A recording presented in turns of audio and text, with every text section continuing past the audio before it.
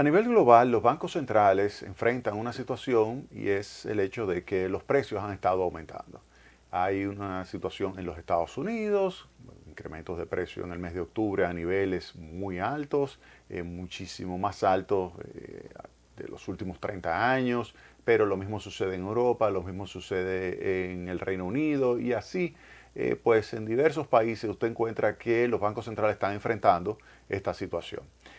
Nosotros señalamos que al mes de octubre, cuando uno analiza la situación que proviene por el lado de la oferta, nos damos cuenta de que se acentuó la tasa de inflación importada.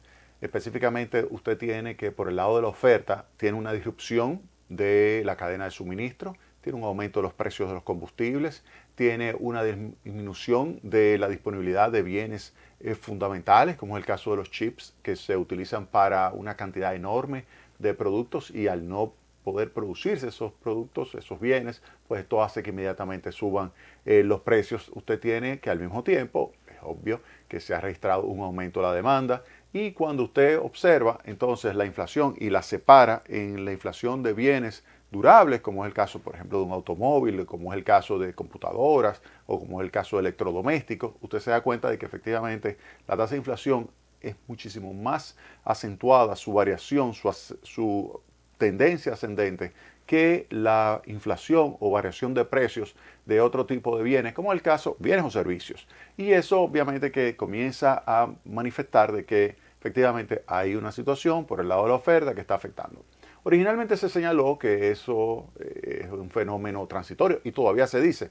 Lo dice Jeremy Powell en los Estados Unidos, lo dice Christine Lagarde también en Europa y así también lo dice diversos gobernadores en el Reino Unido, se señala también, pues en general se señala que la tasa de inflación es transitoria. En el caso de la República Dominicana, obviamente que eso nos afecta, porque nosotros tenemos una relación muy estrecha con muchos países, en particular con los Estados Unidos.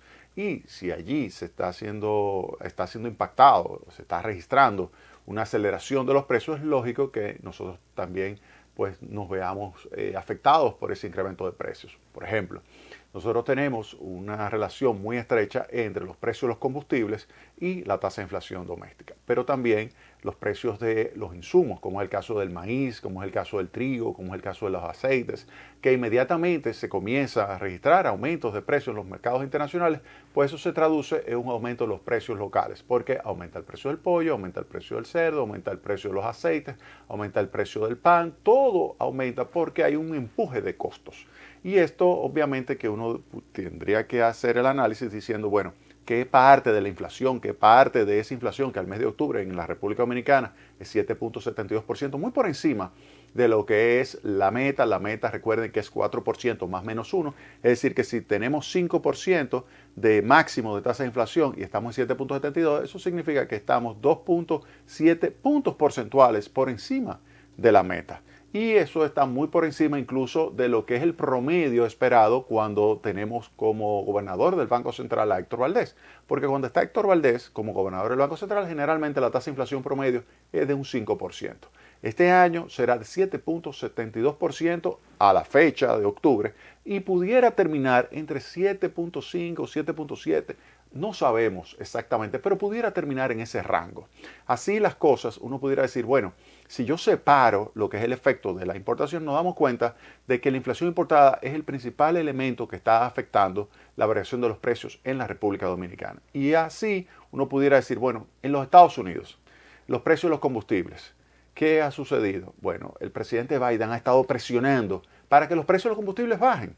Dice el presidente Biden que el incremento de los precios del crudo se debe a la presión del cartel de la OPEP y ha señalado que está dispuesto a liberar una cantidad importante de crudo de lo que es su reserva estratégica.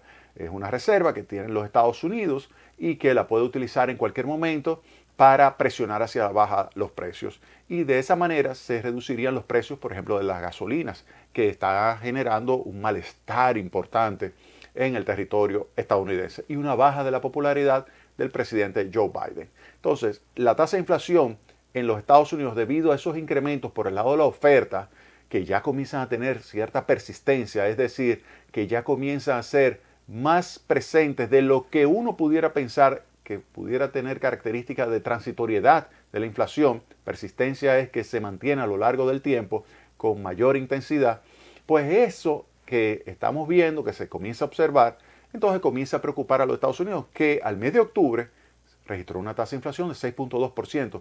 Esa es la tasa de inflación más alta desde 1990.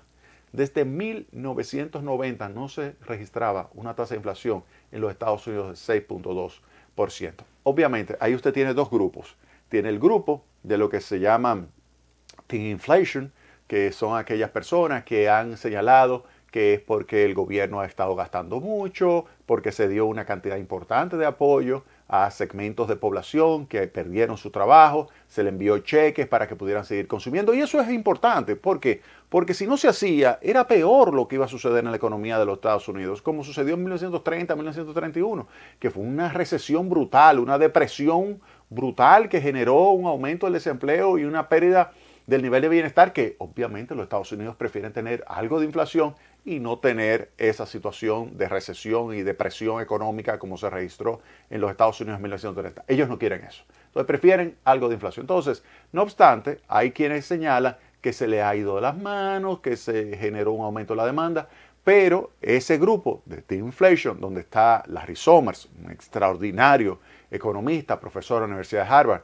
donde está también Olivier Blanchard, un profesor de MIT, y hay otros profesores más que están en ese grupo que están señalando que se debería comenzar a ejecutar una política que le quite un poco de presión a los precios mediante la disminución del gasto público, inversión pública en los Estados Unidos. Ese sería el teen inflation. Hay otro grupo que lo lidera, Premio Nobel de Economía, Paul Krugman, que dice, mira, es que tú no haces nada quitándole presión a la demanda y contrayendo entonces el proceso de recuperación que va bien, simplemente para reducir transitoriamente una inflación que es en sí transitoria, porque está explicada por el lado de la oferta.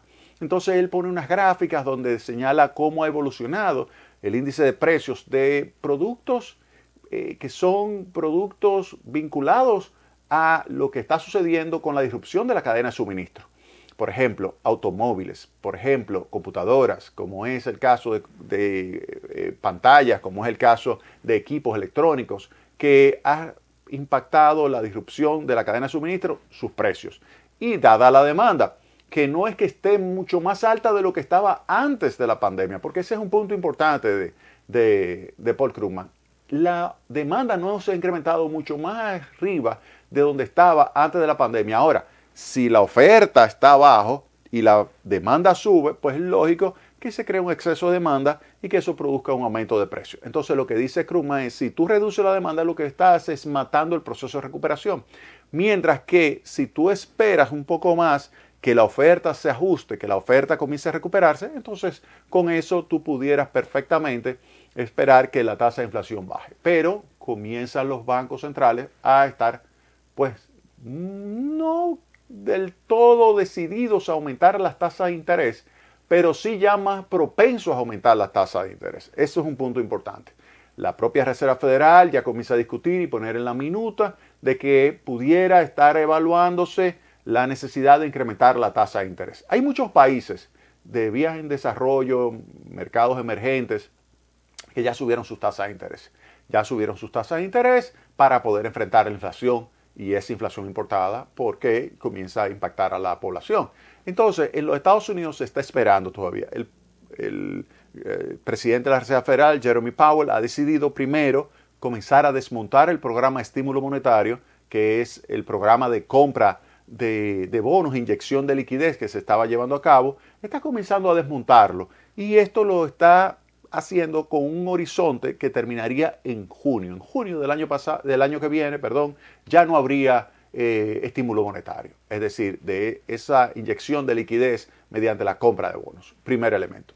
Ahora bien, sobre el tema del aumento de la tasa de interés se va a poner sobre la mesa. ¿Por qué? Porque ese 6.2%, aun cuando pudiera ser transitorio, hay quienes ya comienzan a estar pues muy preocupados y decir, bueno, llegó el momento en que por lo menos demos una señal de que no queremos que siga subiendo la tasa de inflación. El caso del Reino Unido también. El caso del Reino Unido se tiene una tasa de inflación en el mes de octubre de 4.2%.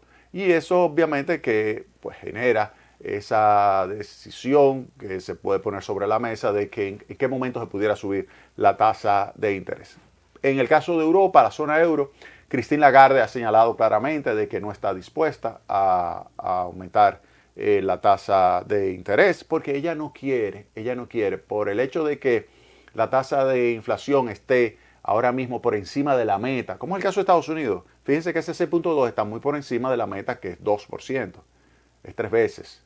En el caso del Reino Unido tiene una inflación de 4.2, la meta es 2, es el doble.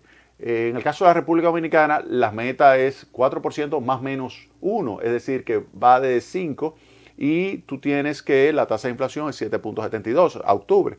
O sea que tiene 2 puntos por encima, 2.7 por encima del nivel máximo que sería 5%, la tasa de inflación meta en la República Dominicana. Ahora, lo interesante es ver, bueno, ¿qué van a hacer esos bancos centrales, esos grandes bancos centrales? Porque ya muchos otros, Brasil, México han subido la tasa de interés 4 veces. 4 veces ha subido la tasa de interés. Entonces, vamos a ver qué va a pasar. Ahora, en el caso de la República Dominicana, vista esta situación de inflación importada, transitoria, porque vemos que por el lado de la oferta, pero impactante, transitoria pero impactante, la tasa de inflación. Entonces, ¿qué decidió el Banco Central de la República Dominicana? ¿Qué decidió el gobernador Héctor Valdés? Eso lo vamos a analizar en el próximo segmento de Tecnopol.